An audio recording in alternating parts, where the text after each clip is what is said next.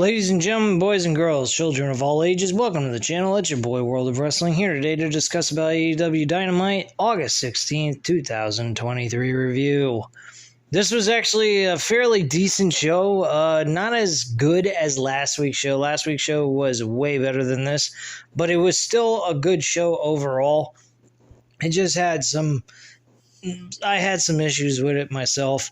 I don't know how anybody else felt about it, but it was an okay show. It wasn't terrible. It had some storyline progressions going into the pay-per-view, which was nice, but it still had its problems, you know. But let's kickstart the review here. The first match on the card was actually Orange Cassidy versus Wheeler Yuta.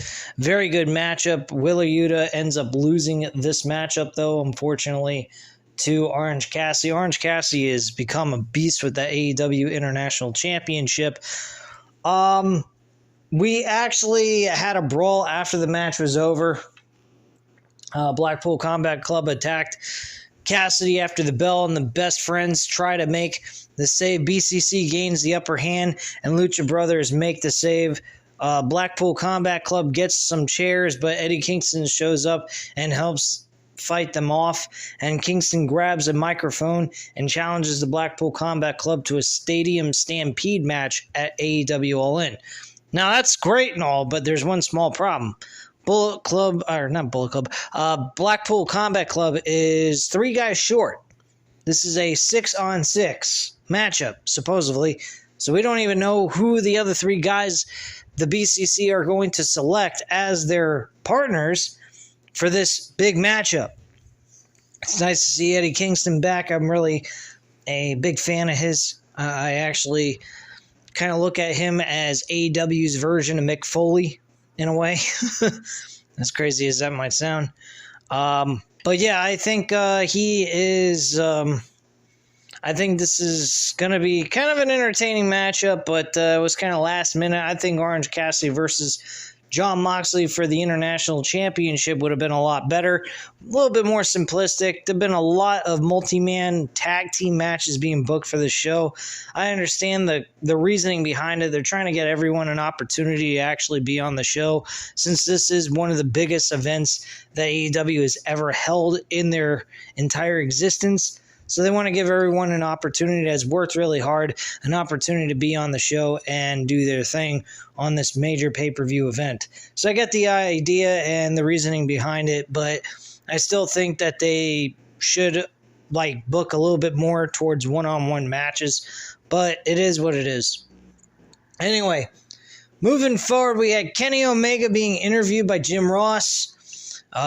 They discuss his relationship with Don Callis. Omega says he's trying to move on despite what Callis has done, as he doesn't want his existence to be about revenge. Omega shares his thoughts on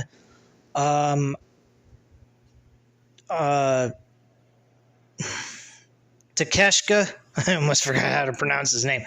Takeshita's alliance with Callis. He says he's going to embarrass Takeshita. Callis shows up and distracts Omega, and Takeshita, Jay White, and Juice Robinson attack Omega, and Callis tells Omega to show them the god of pro wrestling, and Hangman Page is shown outside of the ambulance, and he says Omega is not finished. He will have 2 of his greatest friends in London. Page says that Omega will have him and Kota Ibushi at All In.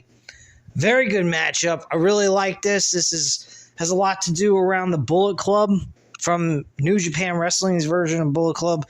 So this should be really interesting, seeing these former Bullet Club members going at it. Now, I understand Kota Ibushi is not exactly what you would call a former member, but he was with Bullet Club when they turned babyface, when Cody and Kenny Omega were kind of battling who would get complete control of Bullet Club leadership, and Kota Ibushi was actually a part of this.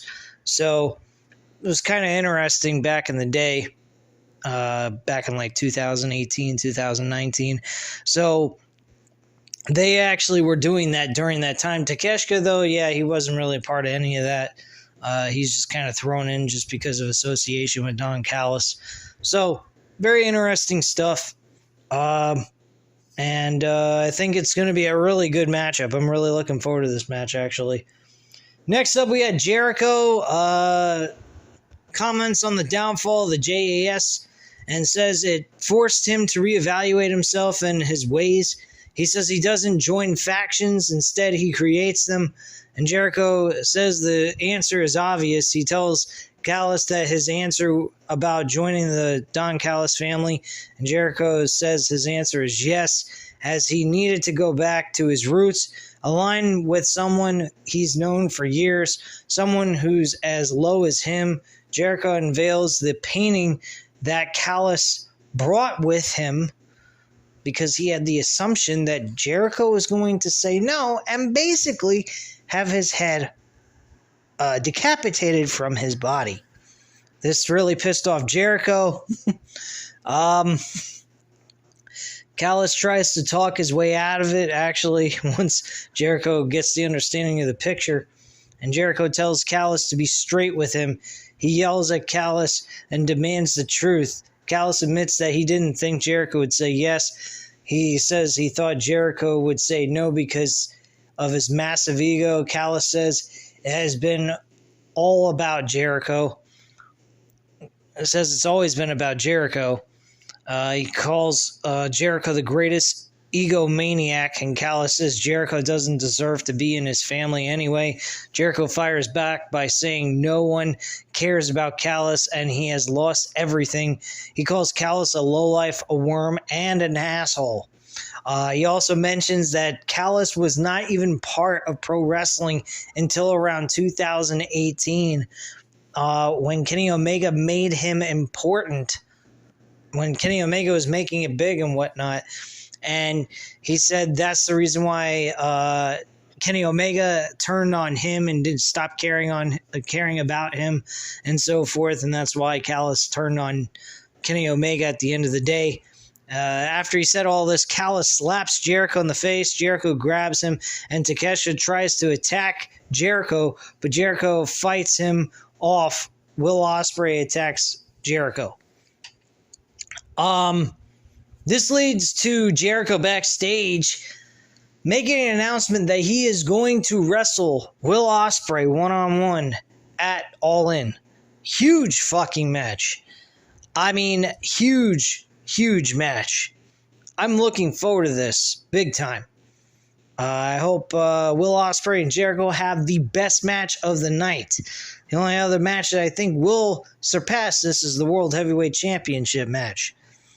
Because the actual World Championship, not the so-called quote-unquote real World Championship with CM Punk and Samoa Joe. Even though I like Samoa Joe, I just can't stand fucking CM Punk. CM Punk is a fucking cancer to AEW. And I really wish he would just get the fuck lost, because he ain't shit. Telling lies, CM Punk, I'll tell you what, you are a big fat fucking lie. You're bullshit. And you're an egotistical maniac, is what you really are. You're just a Hulk Hogan wannabe, and Hulk Hogan was far better as a fucking promoter, or not a promoter, as an entertainer, and an actual wrestler than you, in the sense of, like, being larger than life. I'm sorry to say, but CM Punk, you haven't done anything relevant in a very long time. Since WWE days. That's when you were actually important.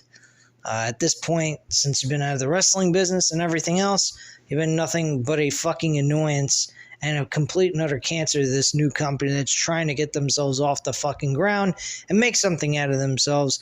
And they absolutely deserve it because they bust their fucking tails every single week.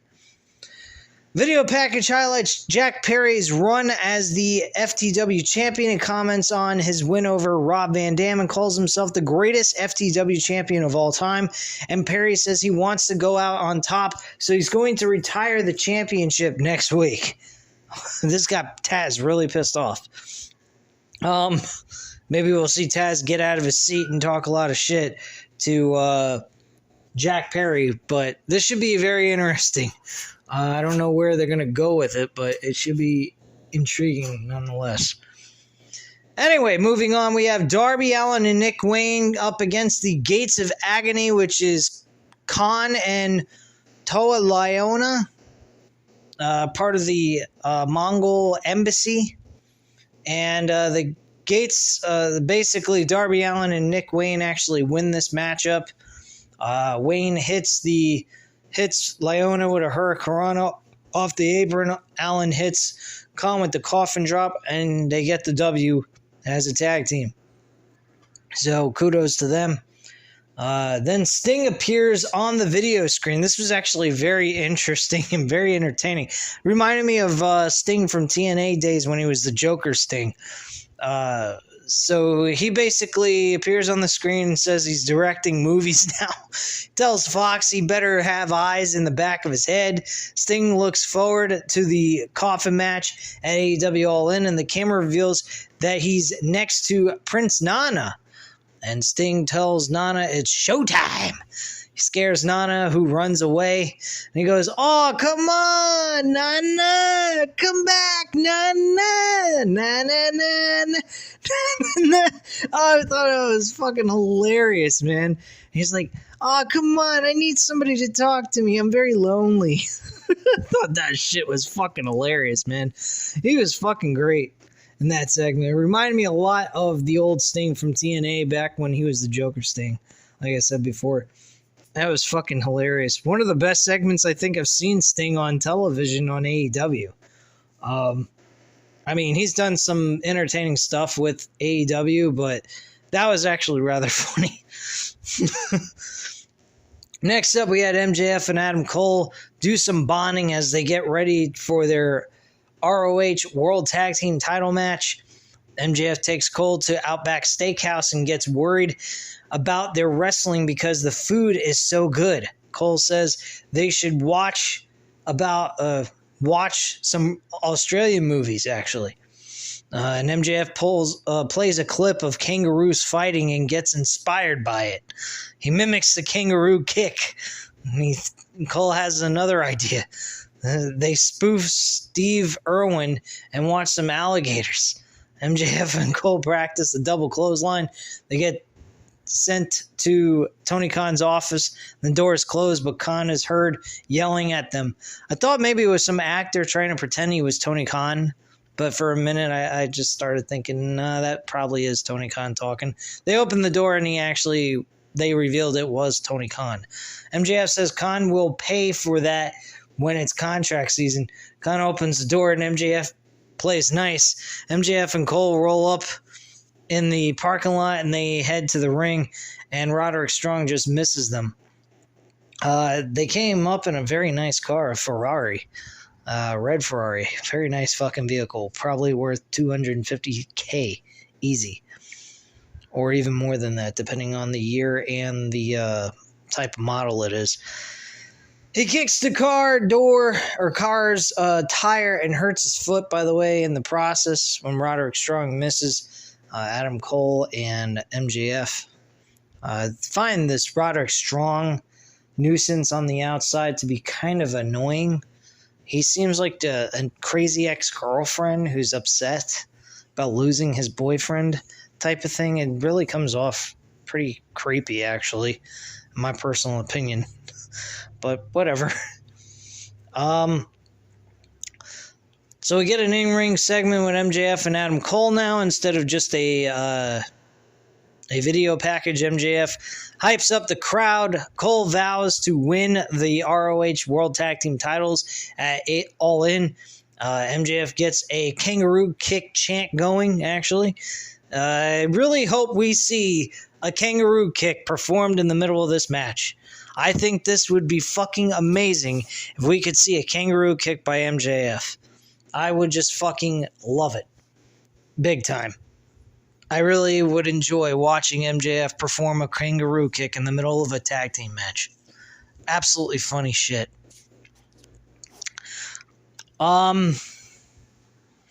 They say they're going to win the gold with a double clothesline. Cole shifts gears and brings up the world title match.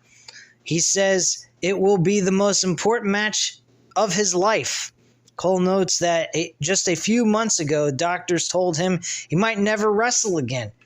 And now he's heading to the biggest show in AEW history. Cole tells MJF he loves him and he says he needs to win. Cole says he will do anything to win. This gets a chuckle out of MJF. MJF then goes ahead and says, "It's story time with MJF, baby." So, MJF says he has a story to tell. It's a lot better. He looks back on his first day in wrestling when he name dropped Cody Rhodes and Adam Cole as his two dream opponents. MJF reflects on putting 90,000 miles on his new car, a Dodge Ram, within a year because he worked hard on the independent scene. He then found out about the first All In. MJF describes how he reached out to Cody asking for an opportunity and Cody gave him a shot. And details how Tony Khan offered him a contract. And he says there would be no MJF without an All In pay-per-view that Cody was able to do in Chicago. Jumping ahead to 2023, MJF says he became a generational talent and the world champion. MJF calls AEW All In the biggest opportunity of his career. He calls Cole his best friend and says the match means a lot to him. However, MJF says headlining the match with Cole doesn't mean everything to him. MJF says the title means everything to him. And that is the fucking truth, and here's why. That title to him highlights everything he has put forth in his career, blood, sweat, and tears, and everything he has done up to this point represents that title and what he has done in his career. And by winning at Wembley will make him legendary. MJF vows to win and says nobody is on his level. Cole says, "May the best man win." MJF says he thinks the best man will win, and he's better than you, and you know it. Cole says the new champion's name will be Adam Cole, baby, as a response back to what MJF said. So, I honestly don't think that they're going to make it past All In. I think at All In it will be official. At the tag team title match for the Ring of Honor tag team titles, we're going to see MJF turn. I think MJF is going to turn on Adam Cole during this match, and that's when we're going to see a real world championship match. All this has been is just friendship, bonding, and yada, yada, yada, which is going to lead to them becoming enemies after the ROH tag team title match is over. Might be different. Hopefully it is. I want to see it continue. I think these two are great together. They remind me of a rock and sock connection type of thing, only neither one of these guys are anything of like a Mick Foley type of wrestler. I mean, these guys are high-end quality wrestlers. They're not hardcore wrestlers. I mean, I'm sure they can go hardcore, but they're more towards the professional wrestling type, not ECW type of wrestling.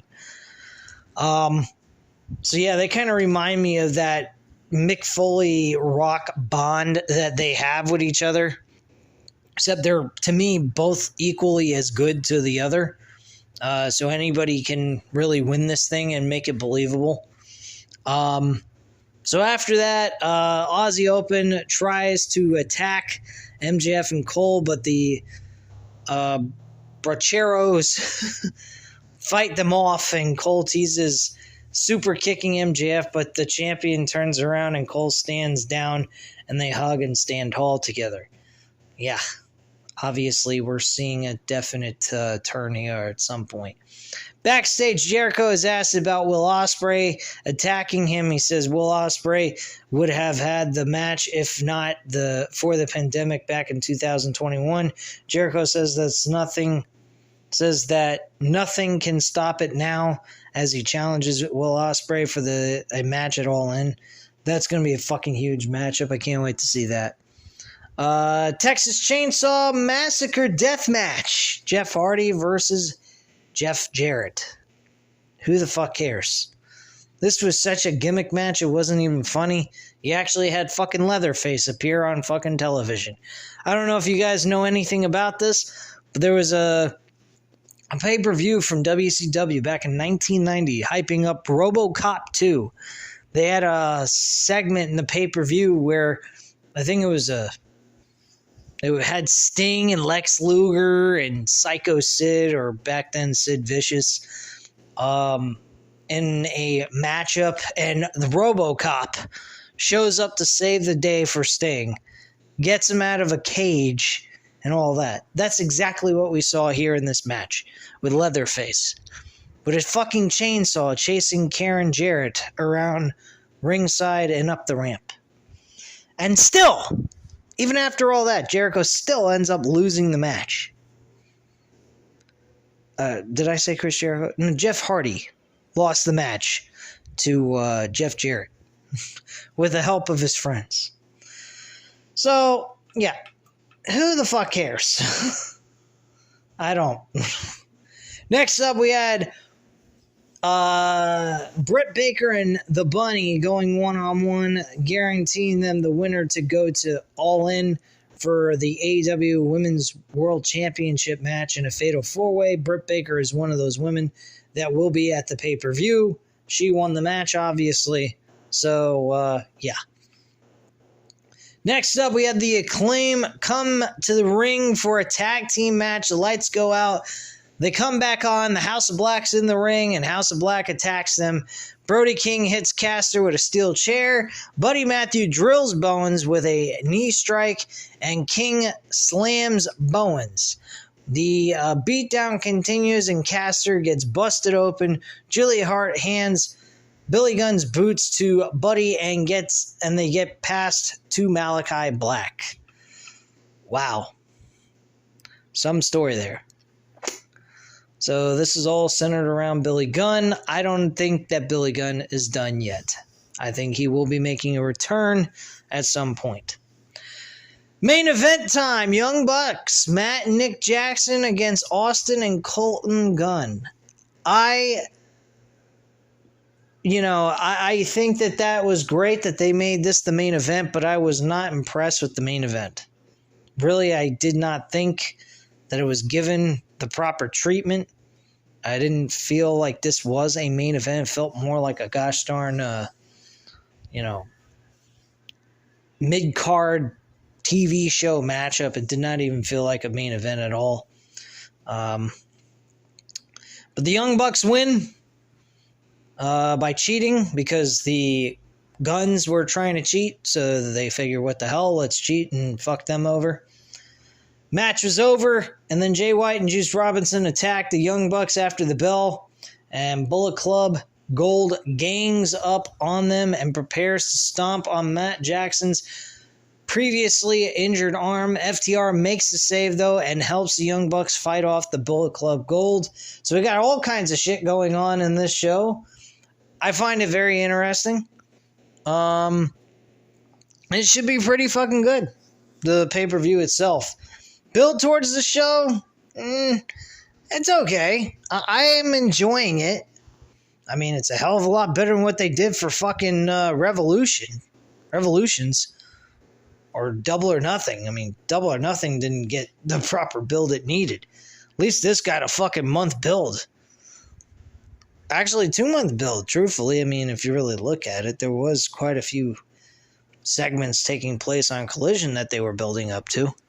And, I mean, I'm pretty satisfied with All In. All Out, I have no reason to even care to even... I may not even do a review on that pay-per-view, to be quite frank with you guys. I don't think I'm doing anything with that show. I think I'm going to watch Payback, and that is it. I don't even give two flying fucks about All Out. I think All Out is a waste of fucking time for everybody. I think it's a waste of $50. I don't even think All Out is going to get even all that much of a pay-per-view buys. I think they're going to get under 100,000 buys, and that's it. I don't even know why it would be in the thousands. I don't know why anybody would spend $100 total on 2 fucking pay-per-views. That's a lot of money. Back to back? I mean, I could understand if they had their own streaming service. People could get a Sunday night show after a week ago of their show and whatnot, and they could build two shows going towards two pay-per-views. One show has one pay-per-view, the other show has another pay-per-view, but they're not even doing that. So at this point, I don't really have any interest in All Out. I don't think I'm going to cover All Out on this channel, and I'm not buying the pay-per-view, like ever. I don't even care if I can get a replay of it. I really don't think I'm going to watch it, period. I don't think I'm ever going to buy it. So, in all honesty, All In is their pay-per-view, and that's it. That's really where it is at this point. I don't even know why All Out exists outside of the fact that it's just bullshit. I have no idea. But anyway, guys, that is all I have to say at this time. If you enjoyed this video, by all means, hit the like button, hit the subscribe button, of course. If you're not already subscribed to the channel, I don't know why you're not subscribed. If you've been following along all this time and not subscribed, but go ahead and subscribe anyway. And leave a comment down below. I'll definitely get back to you on that. Thank you guys very much for watching, and have a great night, guys. Bye.